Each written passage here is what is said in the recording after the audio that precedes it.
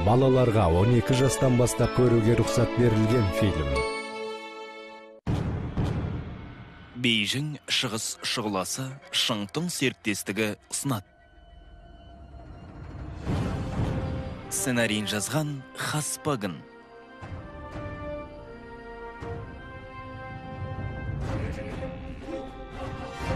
Режиссері Шүй Шаомин.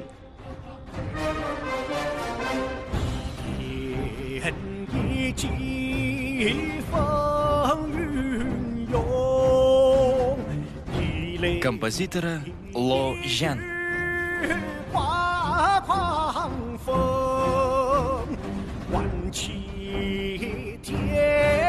Қоюшы суретші Чан Зыжың.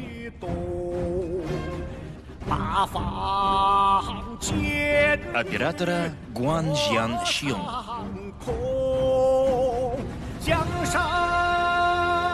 Продюсері Шың Ло Сон. Басты рөлдерде Ху Жин, Юи Шиман, Басын, Юи Ляуэй, Танго Чан, Хас Гауа, Цай Уэн Ян, Жан Жинда, Хуан Жан Чын және басқалары.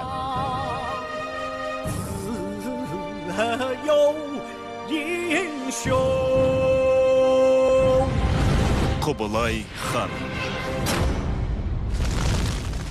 9-шы бөлім.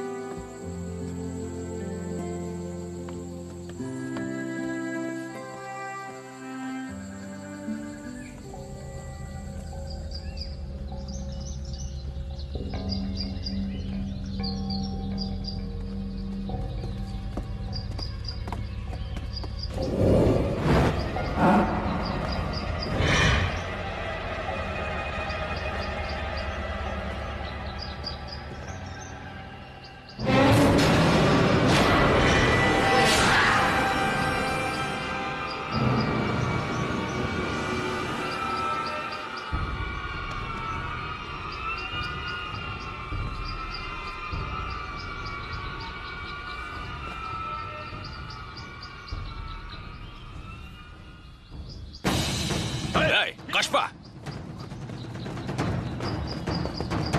Тоқта! Тоқта деймін!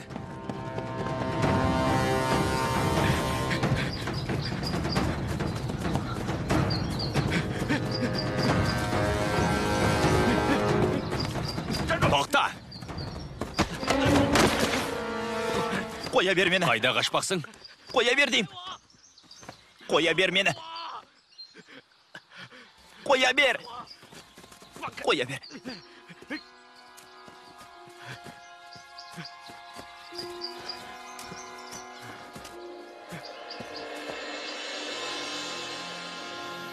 Ел аузында Шыңжоу аймағы бай өңір деуші еді. Ал мынау балықшылар кенті неғып бұндай халге жеткен? Бұрын мұндай емес еді. Бұлай еткен анау моңғол әскерлері 2-3 күнде бір тонап тұрады. Жұрт қорқып қалған. Үкімет неге мұндайға бар деген, салық жинамай ма? Салық тапсыруға шамамыз жетпеген соң тонай. Салық жинау салықшының семес бе? Бұған бұл әскер шығарған несі? Ол жағын білмеймін. Әйтеуір олар қарақшылар сияқты. Бүгін біреу тонаса, ертең басқасы тонайды. Бұл жақта қарақшы да бар ма? Оларды үкімет тыймай ма? Үкімет тонаса болғаны қарақшылардан айырмасы жоқ. Ақша бере алмайтынымызды білсе, талан-таражға салады. Тонарға астық таппаса, адам өлтіруге дейін барады. Жағдай деген қиындап кетті. Аздан соң өлгендерді жинап жерлеп тастайын. Жарайды. Қыстақтағылар тіске басар, дәнеңе қалмаған соң шыққан аулауға мәжбүр. Кете алатындары босып кетті. Қалғандары біз сияқты аш-арықтар. Барар жеріміз жоқ. Тірі жүргеніміздің өзін шүкір деп отырмыз. Шенділер мен ұрғарлар астасып алған. Қасірет тартатын қараша халық болмақ. Осы емес пе? Ендеше, Шыңжоу аймағына тездетіп жетпесек болмас. Сіздер Шыңжауға барасыздар ма? Оған 2-3 күн жол жүру керек. Меніңше, ертең таң сәріден жолға шыққандарыңыз жөн. Бірақ мен... Ештің етпейді. Біздің үйде аздап сүрленген балық бар. Маған ет атаулыны жеуге болмайды. Біздің үйде жабайы көкөністер де бар. Рахмет. Қайыр сақауатыңызға. Сізді әуреге салдық ау. О не дегенің? Қысылма. Міне.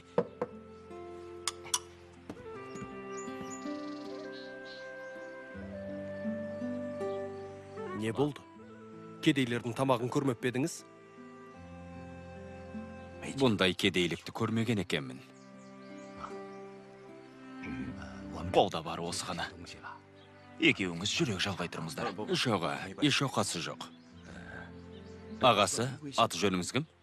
Ел мені Лаусан дейді. Ал мынау менің ұлым. Аты Хуан Үйей. Хуан? Кім дедіңіз? Хуан Үйей. Бүкіл ғалам деген сөз. Кәдімгідей айбындат екен. Оныңыз рас. Шешемнің қойған аты ғой. Ол кісі менің ғұмыр бойы балықшы болып өткенімді қаламаған. Ал Хуан Үйей, шешен қайда? Ол кісі қайтыс болған. Әулие жар болсын.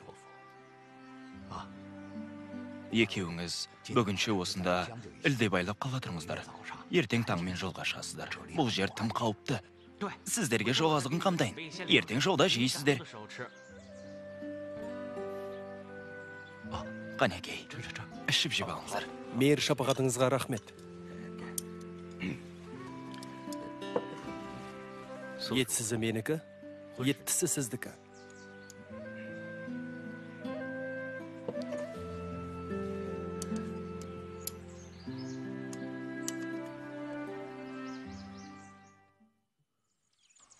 Шыңжауға барған соң ретін тауып сіздерге сәлем беріп кетерміз. Жарайды. Қайыр сақауатшым, сіздерге көп рахмет. Тартыңбаңыз. Аға, қазірет ұстаз, мынау сіздерге кеше айтқаным, жолға азық етіңіздер. Ай, ет қой мынау. Әлбетте. Бұл біздің кеше-кеште бүкіл қыстақты аяғынан тік тұрғызып, аулаған тышқанның еті ғой. Сүрленген соң дәмі болады. Уақыты сәл жеткен жоқ. Журдан бері менде етсіз тамақ жейтін болып жүрмін. Бұл ет сіздерде қалсын, өздерінде қалсын. Біз Шыңжауға жеткен соң қайтып келіп, жақсылықтарыңды өтейтін боламыз. О, не дегеніңіз? Жат көрмеңіз бізді. Жарайды ендеше. Қарақшылар келді! Қарақшылар келді! Қарақшылар! Тез, қашыңдар! Тезірек қашыңдар! Қалайық тез болыңдар!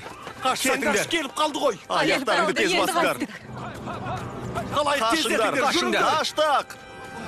Аяқтарыңды тез басыңдар. Тезірек ғой өзі. Тез.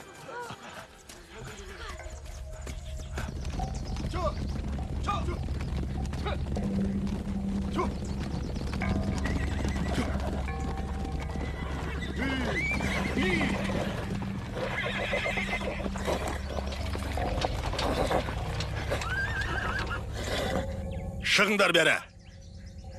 Етпеттеп болса да шығыңдар. Құлақ салыңдар. Тауға жасырын сақтап алмайды дейсіңдер ме? Астықты тауға тықсақ ала алмайды дейсіңдер ме? Сықырып атқан аңның обалы жоқ. Тау болсақ шеттерінен қырып саламыз. Қайсың барсыңдар? Сендерге 5 күн мұрсат береміз. Астықты дәл осында әкеліп қоясыңдар. Әйтпесе ешкіміңде тірі қалмайсыңдар. Кеттік.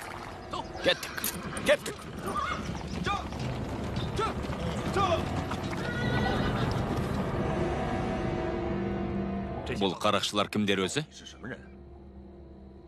Олардың бекініс қожайына Қызылбет аждаха деген біреу. Қызылбет аждаха? Дәл өзі. Беті шиедей қып-қызыл. Ал өзі сушыл немекен. Содан Қызылбет аждаха атанып кеткен. Ал мен сол Қызылбет аждахамен танысып көрсем деймін. Ойбай, ол бұл дүниенің мүңкір нәңкірі ғой. Естуімізше, ол бұрын бұқараны езген бірнеше үкімет әскерін ұстап алып, өкпе бауырын суырып жеген дейді. Әуелі, олардың бастарын қала шетінде іліп қойған. Айтсыңа қарағанда, ол өзі әділет қуған боздақ болмасын. Онда неге ел тонап жүр? 2 жылдан бері жұрт қарны тойып, тамақ іше алмаған соң, бұл да қарақшыға айналған шығар. Қара бұқараның өлген тірілгенімен кімнің шаруасы болсын? Дұрыс айтады, дәл өзі. Ендеше төбелеріңе ойнақ салдырып үнсіз отырғандарың қалай? Тым болмағанда айқасу керек қой. Біздің күшіміз қарақшыларға қайдан жетсін? Олардың қолында қару жарақтары бар ғой. Расау енді. Үркін қорқын жылдары жан сақтап қана келеміз. 5 күннен соң олар тағы да келеді. Оларға тонатып қоятын астықтарың да қалған жоқ. Бұлай істейік. Екеуміз қала тұрып, сендерге септесіп, қарақшылардың бетін қайтарсақ қалай болады? Дұрыс. Оған не дейсіңдер? Біз бұрында қарсыласып көргенбіз. Бірақ ақыры аянышты болып шықты ғой. Менше екеуіңіз тезірек кеткендеріңіз жөн болар. Сіздер жолаушылап жүрсіздер. Бастарыңызды өлімге байлағымыз келмейді. Көп ойланбай, кетіп қалыңыздар. 5 күннен кейін не істейміз? Тәңірінің басқа салғанына көнемізді. Жүре көреміз, қайтеміз енді.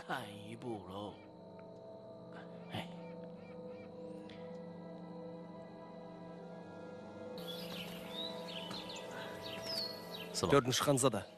Шамасы Шыңжоуға барып, әскер әкелмей болмас. Менің тағайындалу құжатымды қарақшылар тартып әкетті ғой. Кім екендігімді қалай дәлелдеймін? Ал Шыңжоуға барып келгенше де біраз күн өтеді. Бүйтіп уақыт тоздырғанша, осында қалып бір амалын табайық. Онда өліспей беріспейік. Қарақшы жамсатсақ, сауап болады. Солай емес пе? Тақуа адамның кісі өлтіруді ауызға алу жарамас. Қарақшыны маған қалдыр, өзің жолдан қалма.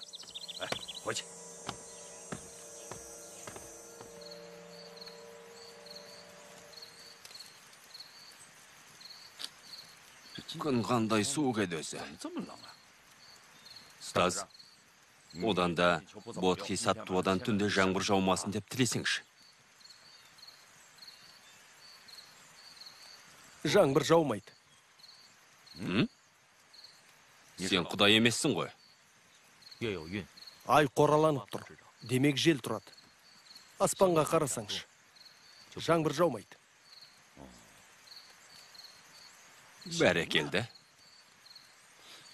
Мен үйге кірейік десем, сен елді әуре қыламыз деп болмайсың. Әйтпегенде қазір ішіп жеп тойып та қалар едік. Мен сенің аспан құбылыстары жөніндегі айтқандарыңа тәнттімін.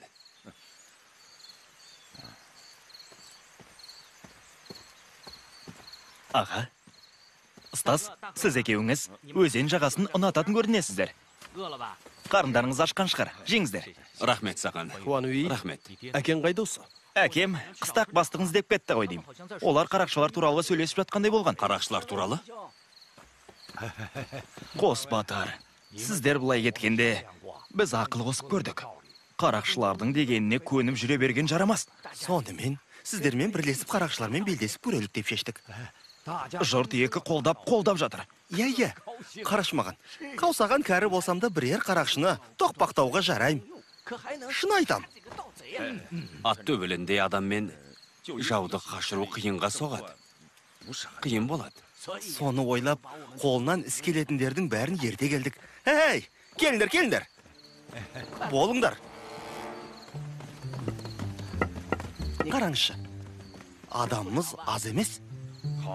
Жарайды, бәрекелді. Біз бұлай деп шештік. Қарақшыларды жоямыз ғой. Иә, Жоямыз. Бұлардың бәрі кәрі құртаң ауру сұрқаулар ғой. Әй, ақырын. Қосынның жігерім қалтасың. Көңіліңіз толмай тұрма. Сабыр етіңіз. Біздің де қабілетті кісілеріміз бар. Бірінің өнері елден асқан, енді бірі қара күштің иесі. Бұлай болсын. Ертең мен соларды әкеп көрсетейін. Бәрекелді. Шапшағын балықшы қыстағында мұндай мықтылар барын ойламаған екен. Әрине. Қытай аждаға жатып барыс бұққан жер деп кім ойлаған? Араларыңызда қару ұстай алатын біреу бар ма? Мен. Сен бе? Жарайды. Маған шабуылдап көрш. Шындап па? Шындап.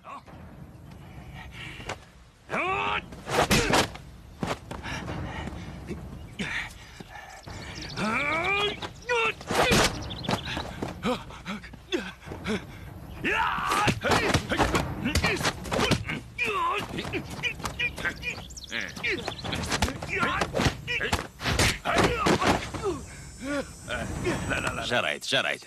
Қане тұр, бұл ағамыз бұрын не істеген? Бұрын ет сатқанмын. Соған олар мені жан қасап деп атайды. Жарайды, жан қасап, жарайды. Кел, мына жаққа. Тағы кімің бар? Мені көрем деген кім? Ана кісі.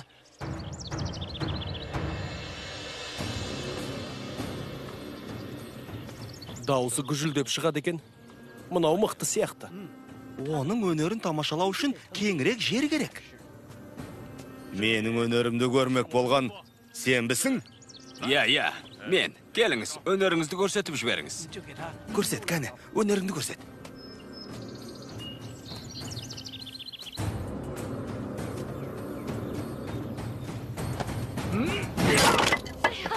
Бәрекелді. Тамаша. Жарадың. Жарайсың. Көрдіңіз бе? Біздің жәлу осы төңірекке атағы жайылған отыншы. Отын жару өнерінің өзіне тұрады десеңші. Бәрекелді. Отыншым жарайсың, керек боласың. Айттым ғой әні. Өнері бар осы екеуі ғана ма? Неге мен де бармын? Өз кезінде мен дегеніңіз. Басеке, сіз енді демала тұрыңыз. Ал халайық, қалай шеп құруды үйретейін.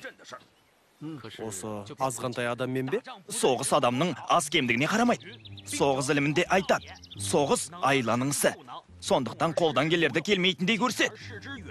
Қолданылатынды қолданбайтындай көрсет. Жақынды алыстай көрсет, алысты жақындай көрсет. Ығына қарай шырғала, берекесін алып мазала. Мығым тұрса, әзірлен, күшті болса, жалтар. Сұрапыл келсе жасма, мүлайым келсе тасма. Соғыс ілімінен хабарың бар ма еді?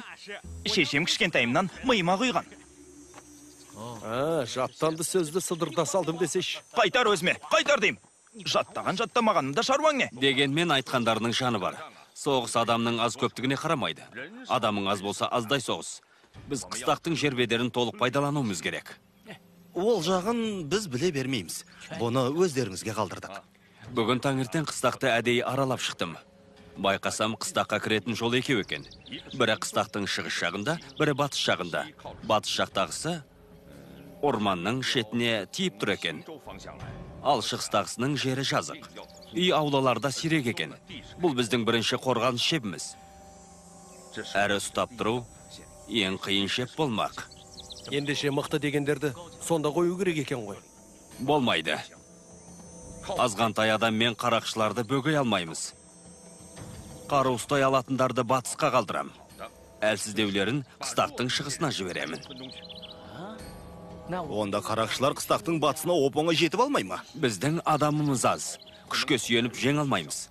Тұзақ құруымыз керек. Ал тұзақ құратын адамымыз жәлу болмақ. Мен бе? Иә, сен ағаш кесудің шеберсің. Жұртты бастап тауға шықта, ағаш ұштап жебе жаса. Қабығынан арқан ес. Сосын қыстақтың батысындағы үйлер арасына тұзақ орнат. Кез келіп, қарақшылар сау ете түссе, арқанды кесіп жіберсе болғаны. Бұл шаруаны қарапайым шаруаның өзде істей береді. Атты аяқтан шалатын арқан дайындауымыз керек. Бұған салқынғанда адамды тағайындаған жөн. Түсінікті ме? Мен істейін. Сабырым оған жетеді. Жарайды. Жауапты міндетті саған тапсырамын. Мен қарақшылар қыстаққа кірмей тұрып, Бәрекелді. жарым өлетіндей етпекпін. Бәріміз жұдырықтай жұмылсақ, алмайтын қамалымыз жоқ. Қарақшыларға төтеп беріміз керек. Әрине, Жарайды. Егер шамаларың жетпесе, қашыңдар. Ал мен не істеймін? Сен маған ересің. Кез келгенде не істейтініңді айтам. Жарайды, дайынмын. Хуан Үй, әкең айт. Жұрт батыстағы тоғайға жасырына тұрсын. Бәрін айтып, менің не істейтінімді айтқан жоқсыз ғой. Сен оларды мықтап күзете тұр, олар ерте шығып кетіп жүрмесін.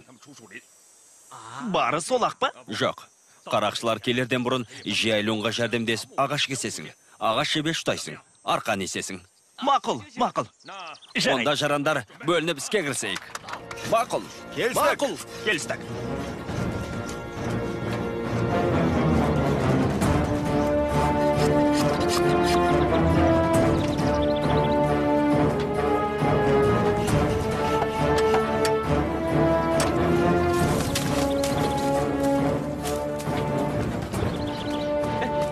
Әке, мұна мен не істемексіз? Ау, мен қарақшы ауламақсыз ба? Бұл балық қана түсетін ау ғой. Бұны мен басқа нәрсе аулайды ғой. Мен адам ұстаймын. Иә, әрине, біз қарақшыларды ұстаймыз. Бірақ сізге не болған? Неге шатаса бересіз?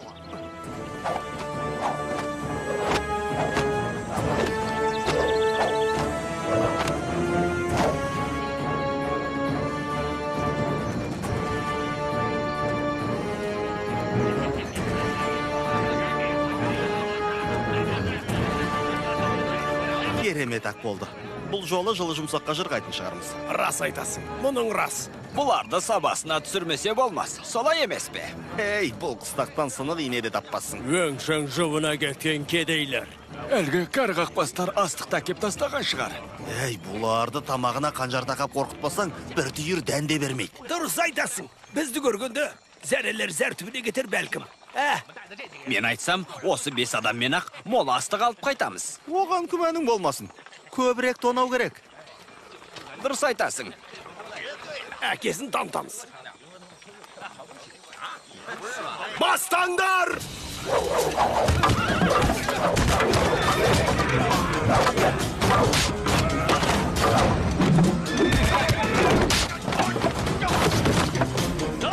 Қырыңдар! Қырыңдар! Аямаңдар! Аямаңдар!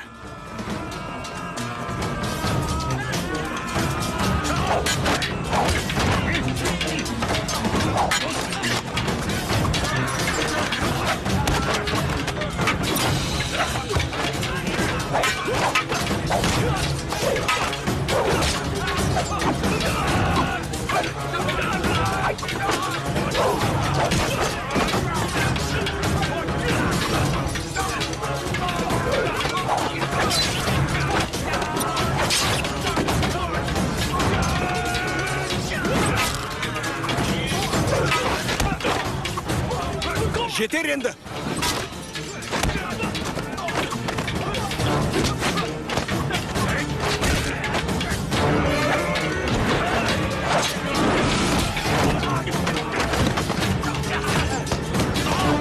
Кеттік, қашайық. Қаштық! Ұстаз, амансың ба?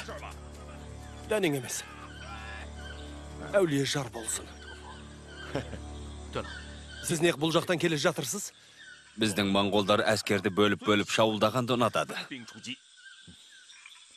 Бұл жолы сазайларын бердік. Бірақ әлгі қызылбет аждаһа бар емес пе? Ол келмей қоймайды. Онда тіпті жақсы. Мен осындамын. Ол қызылбет әбжылан болса, мен қара аждаһаның өзімін. Не болды? Жақсы, жақсы. Іштеңе. Кәні бауырлар, арақ шейік. Кел, алайық. Қожайын! Бекініс қожайыны! Қожайын! Не болды? Біз балықшы қыстағында қарсылыққа ұшырадық. Бауырларымыздың өлгені өлді, қалғаны жаралы. Шөміз ғана қашып құтылдық. Қайдан келгенін білмеймін. Екі адам келіп оларға жөн көрсетіп, атылатын құрылғы орнатыпты. 10 шақты адамның қыстақтыларға шамалары жетпеген ме? Қайбеттеріңмен келіп тұрсыңдар. Қожайын, бәрін істеген әлгі екеуі. Оларға жол көрсетіп тұсақ құрыпты. Олар не қылған жандар өзі? Біреу монғол, біреу тақуа екен. Қожайын, бекініс қожайын. Сазайын берейік. Сазайын берейік. Сазайын берейік. Бауырлар, оларды аямаймыз. Ертең түс ауа лижасын қыстаған жермен жексен етеміз. Бәрекелді. Жермен жексен етеміз. Жермен жексен етеміз. Қожайын, Тағы не болды? сыртта екі адам тұр. Қосылғалы келдік дейді. Қапқа бастық алтын күміс алып келіпті. Кіргіз. Құп.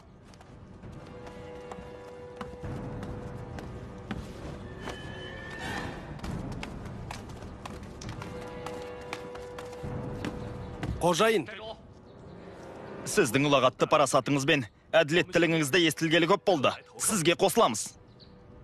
Бауырлар, ниеттеріңе рахмет. Бәріміз қара қазан сары баланың қамы деп арпалысып жүрміз ғой. ағам екеуміз сіздің даңқыңызға бұрыннан қанықпыз. Енді сізге еріп, ұлағатты істерге атсалыссақ, қараша халыққа бақыт сыйласақ дейміз. Келгенше қонақ үй алады деген. Құр қол келе алмадық. Азырақ астық пен мал пұлдарымыз да бар. Дәл қазір аулаңызда тұр. Бәрекелді. Құйыңдар арақты. Осы арақты алып жіберген соң бауырластар болып шыға келеміз. Алыңыз. Алыңыз. Бәрекелді. Бәрекелді. Бауырлар, ертеңгі қанды жорыққа бірге аттаныңдар. Қожайын, Шыңжаудағы мансаптарымызды соғамыз ба? Әуелі арағымызды ішіп алайық. Ертең бірге шығып серілік құрамыз. Жақсы. Пах, Исынай. Ет жеп жатырмыз. Жесеңші. Ет жейтін күнде болады екен ау. Ақырын жесеңші, қақаласын ғой. Тойып тамақ жемегелі де көп болыптау. Неткен дәмдет. Тағы біраз. Дәмдісін-ай. Дәмдісін-ай. Келіңдер. Алыңыздар. Батырлар, сіздер шалғайдан келіп бізге қол ұшын беріп, қарақшыларды жеңдіңіздер. Сіздерге шын ықыласпен алғыс айтамыз. Жоқ, о не дегеніңіз? Парыз ғой. Рас айтам. Талай жыл болыпты. Мен тіпті тойғанның не екенін де ұмытыппын. Лаусан, оның жарамас. Ет жетеді, асықпай же. Я, асықпай же. Оу, сіз ше? Сіз неге жемейсіз? Біз монғолдар жылқыны ер қанаты деп қадір тұтамыз. Сондықтан жылқының етін жемейміз. Жылқының етін жеуге болмайды. Сіздің де жемейтініңіз болады екен ау. Онда Хуан үйге айтып, азырақ тышқан етін алдырсақ қайтер екен, а? Жоға, керек емес, керек жоқ. Я, дәмді болады. Дәмді. Керек жоқ па? Ағатай, аздап болса да жесеңші. Шынымен жылқы етін жемеймін. Сіздер жей беріңіздер. Айтпақшы іс былай. Неше қарақшылар көп өтпей қайтып келеді. Сондықтан жарандар бір жағадан бас, бір жеңнен қол шығарайық. Сосын тоя жейтін тамақта болады. Ағатай, қарақшылардың қайтып соғы жүрегі дауаласа, мен қужанымды шүбірекке түйіп қойып бірі келсін. Жанталаспай, өлтіре берем. Жарайды. Аналар неге келмей тұр? Келіңдер. Бері келсеңдерші. Келіңдер. Тамаққа келіңдер. Рахмет. Тамаққа келіңдер. Рахмет. Сіздер тамақтанып әлденіп алыңыздар. Мен тауға шығып әлгі тұзақтардың қалай құрылғанын байқайын. Хуани, азырақ тамақ ала жүр. Сондағы бауырларға берейік. Мақұл. Жарайды, олар бара тұрсын. Біз біраз жүрек жалғап алайық. Келіңдер.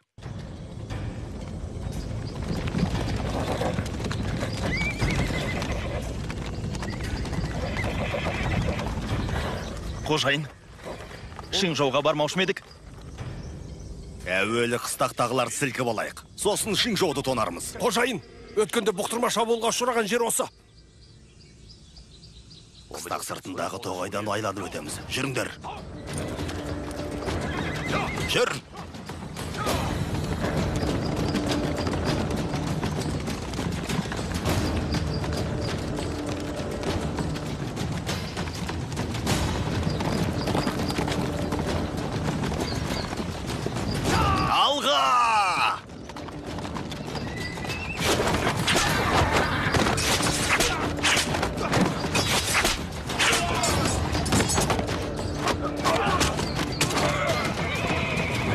Абайла! Түс аттан!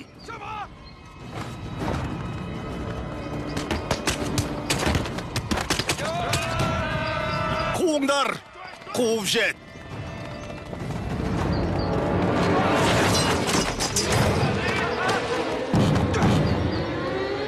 Тез қуып жетіңдер!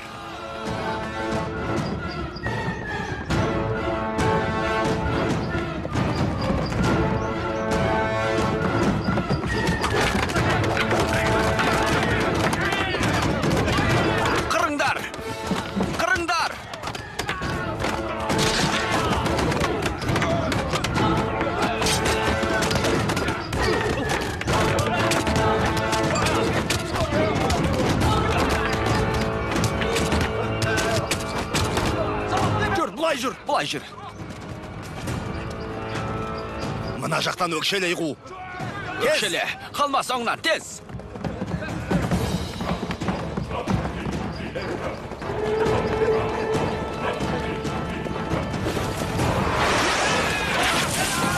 Үлкен балық тұстау ма? Шырмалды.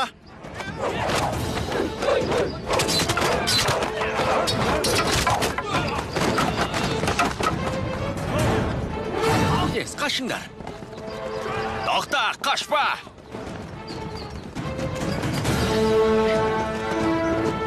Тоқта деймін! Тоқта! Сендер батысқа қарай. Қарақшыларды жетелеп қыстаққа кіргізіңдер. Құп болады. Тез. Бұлай жүріңдер. Бас аяғыңда. Тоқта! Тоқта деймін!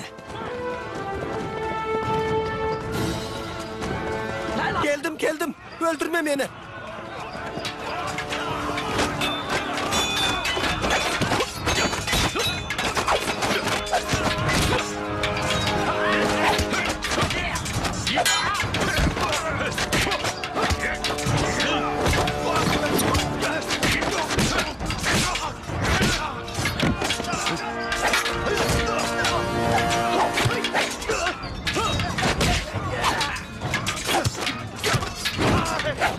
Geldim, öldürme beni.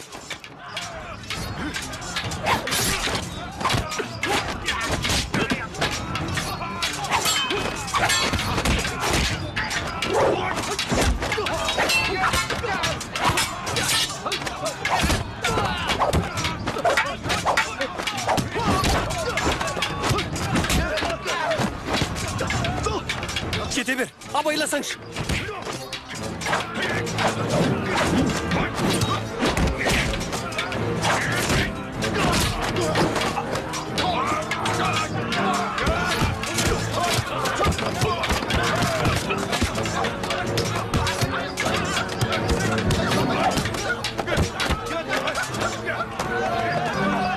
Қашып кетпесін өлтіріңдер! Өкшелі! Ұстаңдар! Біз жеңдік!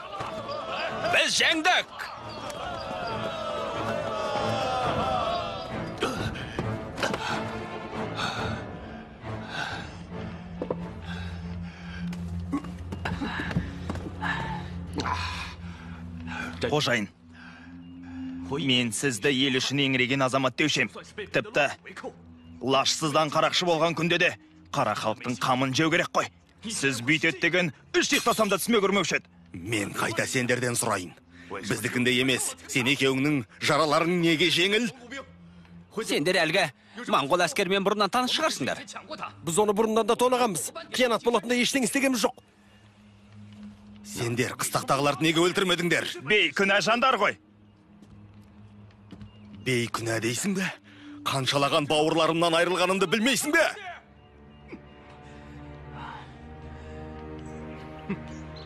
Қызыл бет аждахаға лесіп, қараша халықты жауыздан қорғаймыз деп жүрсек, мынауың қара бұқараның мойнына мінген жалмауыздың өзі ғой.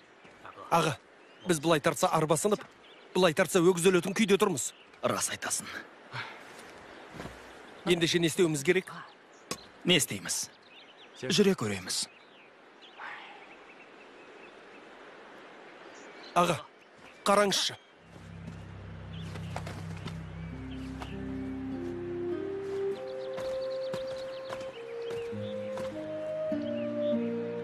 Біз әдейі сендерге келіп тұрмыз. Бізді өлтірген қыстақ тұрғындары үшін іздеп келдіңіздер ме? Соны айтыңызшы. Қыстақ тұрғындарда қарақшыларда адам. Кім өлсе де өкінішті. Сіздерше, біз сияқты қарақшылар өлімге лайық шығармыз. Мен олай демесем. Өйткені араларындағы көптердің, әсіресе сен екеуің қарақшы болуға лажсыз мәжбүр болдыңдар. Ол күні екеуіңнің Бұхараға қол жұмсағандарыңды көрдік. Мен сендерді Қызылбет аждахамен жолдары бөлек жандар деп білемін. Одан не өзгереді? Біз тау бекінісінің адамы болып кеттік. Енді оны сатуымызға болмайды. Әй, екеуіңнің қарақшылық жолға түсудегі мақсаттарың неді? Соны да сұраймысың? Байларды тонап, кедейлерді жарқылмақ едік. Бұны залымға болысып, жуасты жүндеу дейміз. Аға, бұлармен салғыласып, ауыз ауыртпайық. Кетейік. Тоқта! Мен сендерді азамат деп жүрсем, езекенсіңдер ғой. Тағы да айтшы. Менің айтпағым, анау Қызылбет аждаха қыстақ тұрғындарын әбден ығыр етті. Өлгені өлді, қалғандары жаралы болды. Ал сен екеуің бекініске тығылып алдыңдар. Қоян жүрек қорқақ деген осы.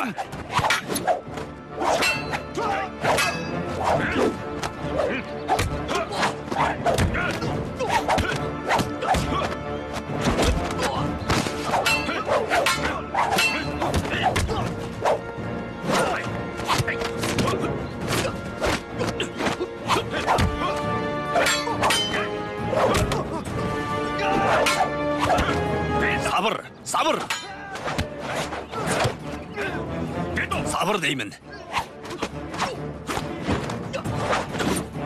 Батыреке қойыңыз енді.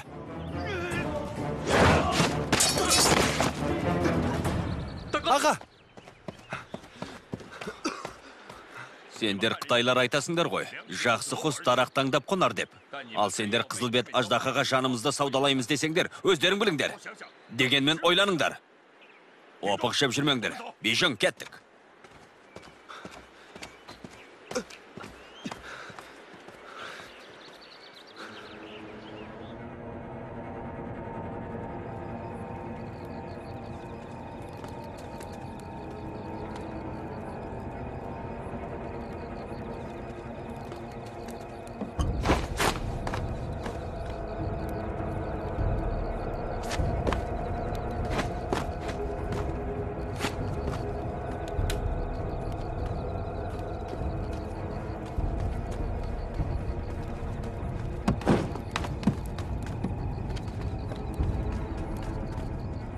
жер бетерін көріп алалық.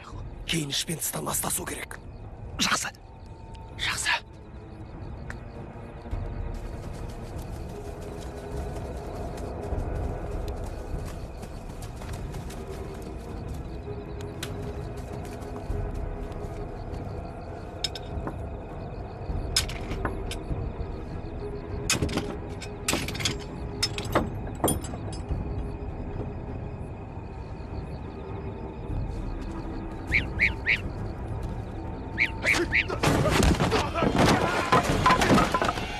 Кімсің?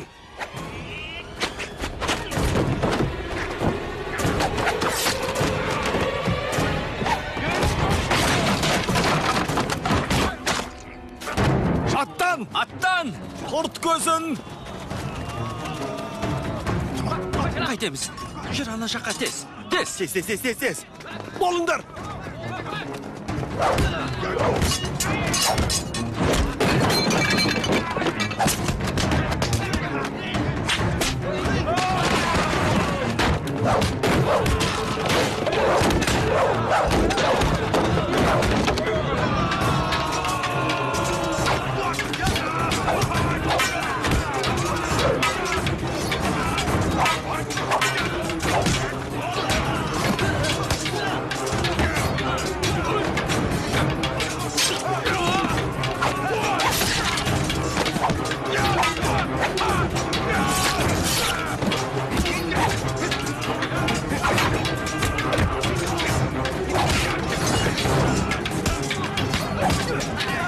Жа, доғарыңдар.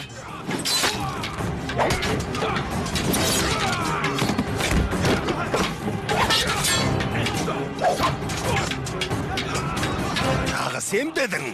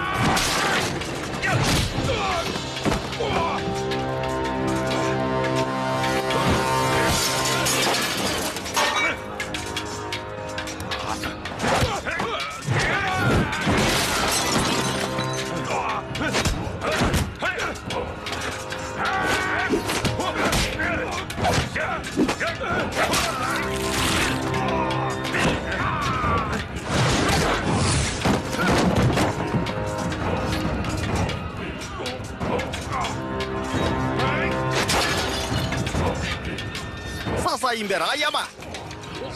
Оңдырма.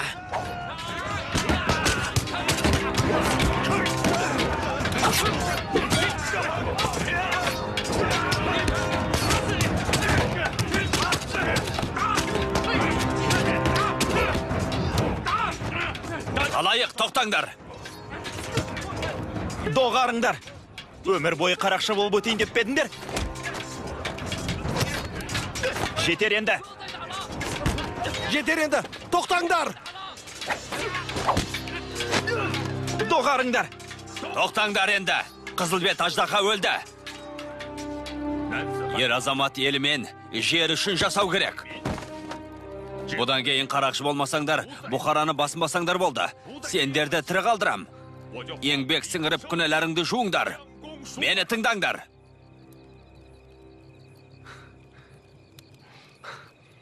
Біз інім екеуміз сізге қарыздармыз. Сізді бекініс қожайыны болуға ұсынамыз. Сізге қызмет етуге әзірміз. Құттықтаймын, 4-ші ханзада. Тағы 2 сардарға қолыңыз жетті. 4-ші ханзада. Сіздер сонда кім боласыздар? Мына кісі Моңғол ханы Төлейдің ұлы, Үгедей қағанның немере інісі Құбылай. Аға, анау Құбылай екен. Сендер қаншама қытайларды өлтірдің бе? Саған ермейміз. Қытай болсын, Моңғол болсын, 4-ші ханзада Бұқара қамышын жүр. Бұл оның жақсы төр екенін білдірмей ме? Қараңдаршы, қыстақ тұрғындарын құтқарғанда ол Қытай немесе Моңғол екендігіне қарады ма? Сендердің ұлы мұрат арқалағандарың рас болса, 4-ші ханзадаға ілесіп, үлкен іске атсалысыңдар. Дұрыс айтасыз. Інім екеуміз ханзадаға қызмет етеміз. 9-шы бөлімнің соңы. Фильмді қазақ тіліне аударған Қазақстан ұлттық телеарнасы, 2014 жыл.